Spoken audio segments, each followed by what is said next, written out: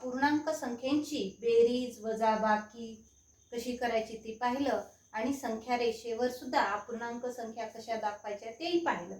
आता आपल्याला अपूर्णांक संख्यांचा गुणाकार कसा करायचा ते पाहायचंय। सराव संच 12 मधील प्रश्न पहिला, गुणाकार करा।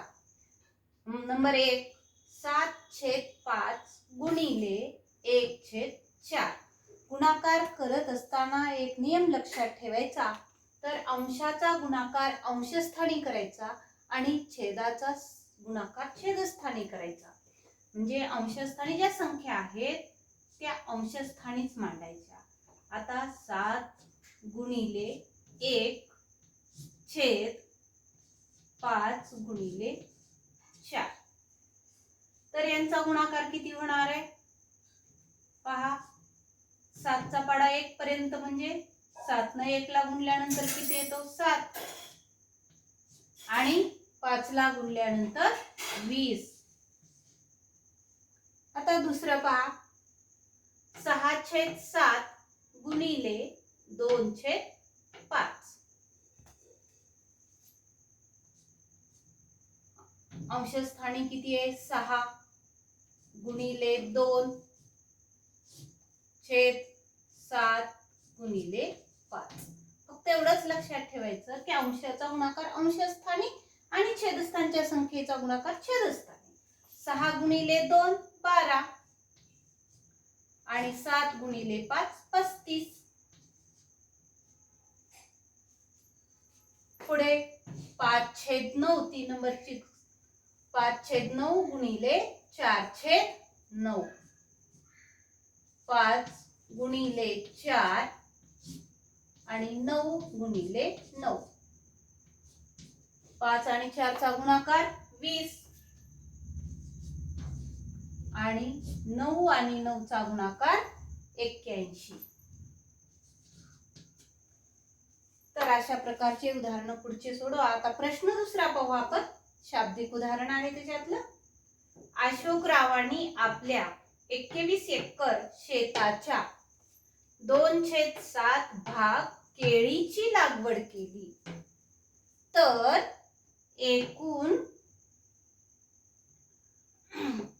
एकूण काय दिलेलं आहे या ठिकाणी,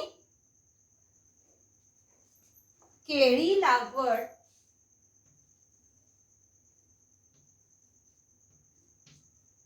लागवडीचे क्षेत्र किती।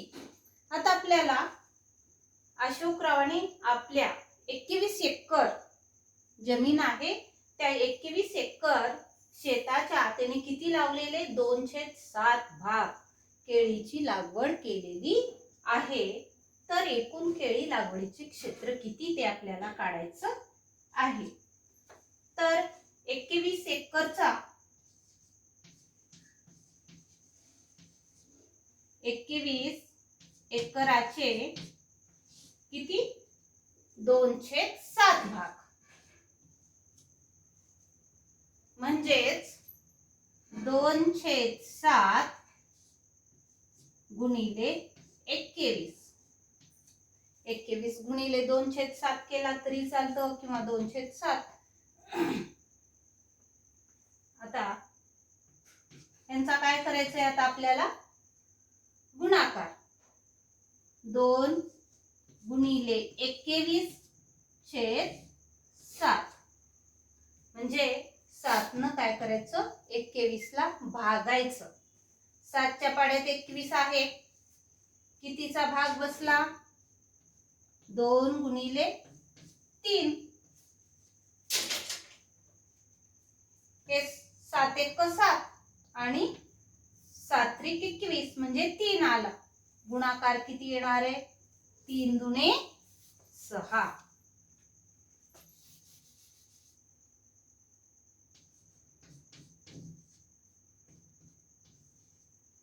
तर अशोकरावांनी किती भाग एकूण लागवडी केळीची लागवड केलेली आहे, तर उत्तर लिहू, केळीची लागवड एकूण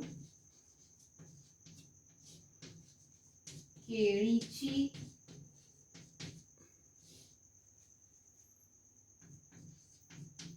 लागवडीचे क्षेत्र किती आलेलं आहे 6 एकर. अशा पद्धतीने तुम्ही उदाहरण सराव संच 12 सोडवा. गुणाकार व्यस्त. तर आता पहा, एक मी गुणाकार देते. 3/6 गुणिले 6/3. पहा आता इथं 3 आणि 6चा आताच पाहिलं गुणाकार. अपूर्णांकाचा गुणाकार करत असता कसा करायचा, अंशाचा गुणाकार अंशस्थानी. 3 गुणिले 6 18 आणि 6 गुणिले 3 बरोबर 18 आणि 18 ने 18 ला भागलं किती आलं 1. 2 नंबरची पहा, 4 ही संख्या घेतली. 4 गुणिले 1/4. आता या ठिकाणी पहा, इथं काहीच नसतं, छेदस्थानी म्हणजे 1 असतो. आता या ठिकाणी 4 आणि 1 चा गुणाकार 4 आणि इथं काही नाही म्हणजे छेदस्थानी काय असतं 1च, म्हणजे 1 आणि 4 चा गुणाकार 4 बरोबर किती आलं 1. तर याच्यावरनं लक्षात येतं पहा, या अपूर्णांकाची आपण काय केलेली आहे, छेदाची संख्या अंशस्थानी नेलेली आहे आणि अंशस्थानची संख्या छेदस्थानी. आणि या दोन्ही संख्येचा काय केला, गुणाकार केला तर किती आलेला आहे 1. या ठिकाणी तसंच 4 आहे, खाली काही नाही म्हणजे किती आहे 1 असतं. आता या ठिकाणी अंशाची संख्या छेदस्थानी, छेदस्थानची संख्या अंशस्थानी, या दोन्हीचा गुणाकार केला किती आलेला आहे 1. म्हणजे या संख्येची 3/6 ची ही जी संख्या आहे 6/3 ही काय आहे गुणाकार व्यस्त. त्याच्यावरनं लक्षात येतं की जेव्हा दोन संख्यांचा गुणाकार 1 असतो तेव्हा त्या संख्या एकमेकींच्या काय असतात, गुणाकार व्यस्त असतात.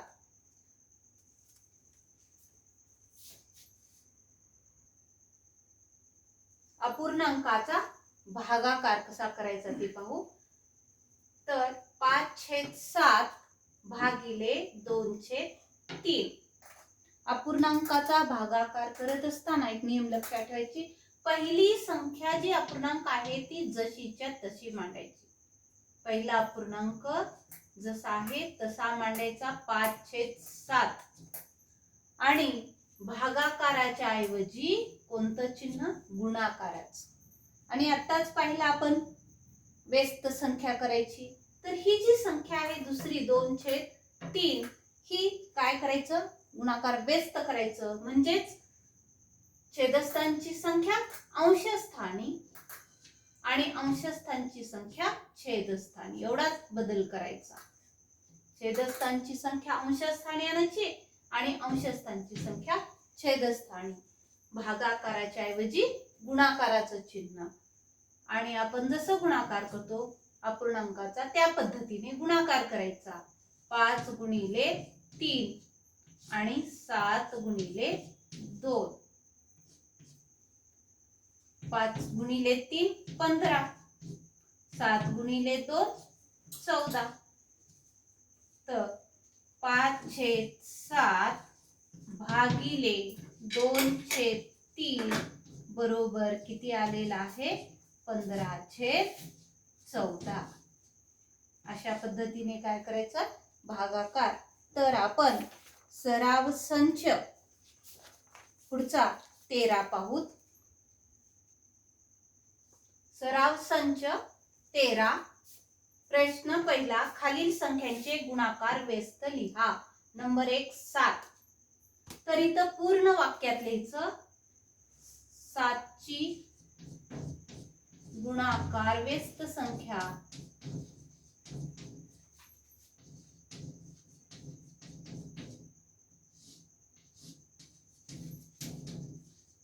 काय येणार आहे, छेदस्थानची संख्या अंशस्थानी आणि अंशस्थानची संख्या छेदस्थानी त्यालाच गुणाकार व्यस्त. म्हणजे आता इथं खाली काहीच नाहीये 7च्या खाली, म्हणजे काय असतं 1/7. 7ची गुणाकार व्यस्त संख्या 1/7 आहे.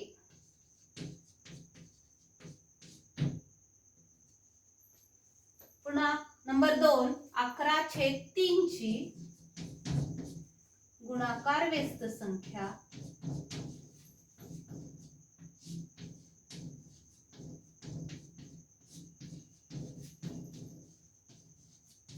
काय येणार आहे 3/11. प्रश्न दुसरा, खालील अपूर्णांकाचा भागाकार करा. 2/3 भागिले 1/4. भागाकार करत असताना कोणता नियम? पहिला अपूर्णांक जसंच्या तसा मांडायचा, भागाकाराच्या ऐवजी गुणाकाराचं चिन्ह, आणि ही जी दुसरी 1/4 आहे त्याची गुणाकार व्यस्त करायची 4/1.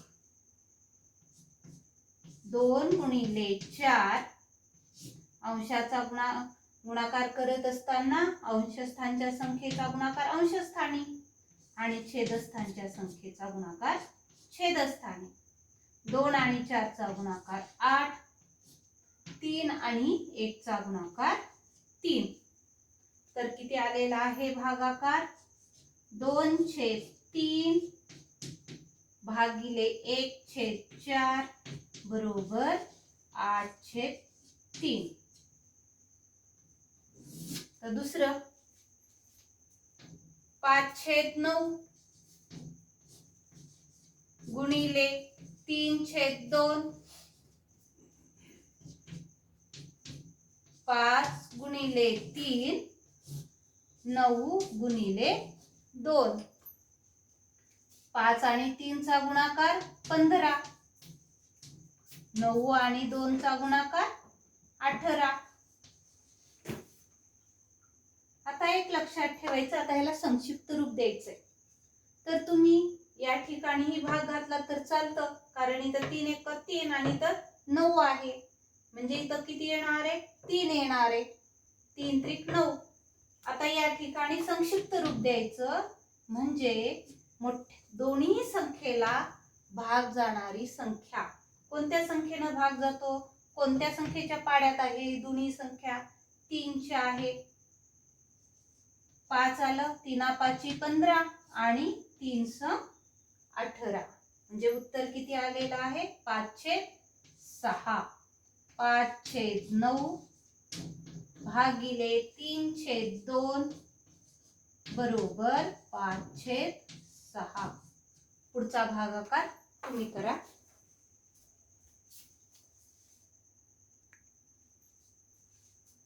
प्रश्न तिसरा, स्वच्छ भारत अभियानामध्ये 420 विद्यार्थ्यांनी सहभाग घेतला.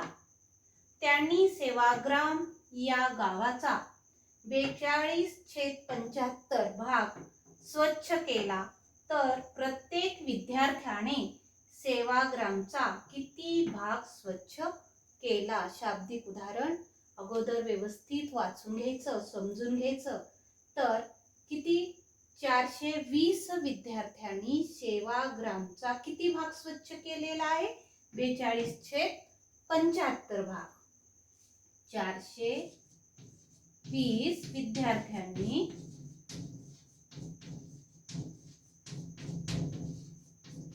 विद्यार्थ्यांनी सेवाग्रामचा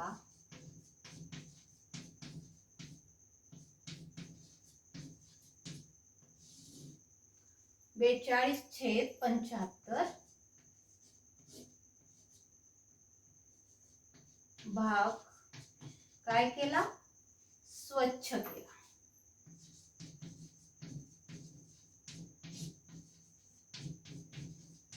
किती विद्यार्थ्यांनी? 420 विद्यार्थ्यांनी केलेला आहे. तर काय विचारले? प्रत्येक विद्यार्थ्यांनी सेवाग्रामचा किती भाग स्वच्छ केला ते काढायचंय. म्हणून प्रत्येक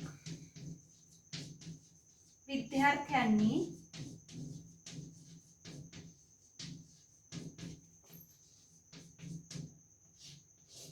सेवाग्रामचा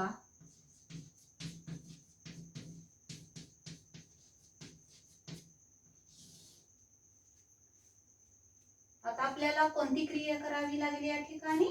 भागाकाराची. 42/75 भागिले विद्यार्थी किती?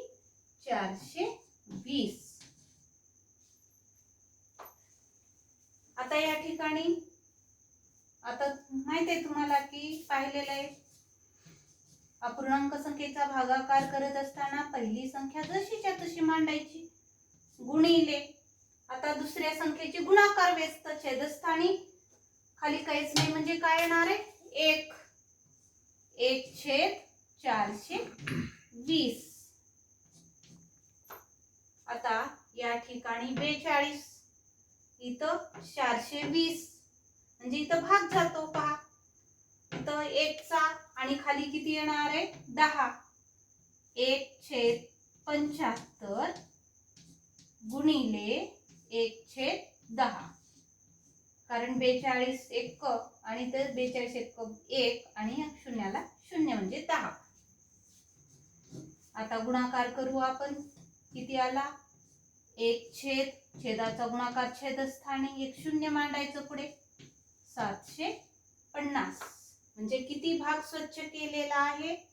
उत्तर. प्रत्येक विद्यार्थ्याने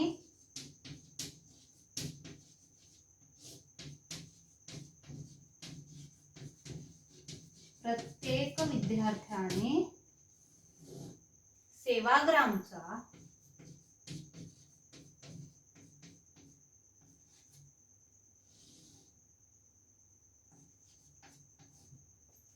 एक छेद 750 भाग स्वच्छ केला.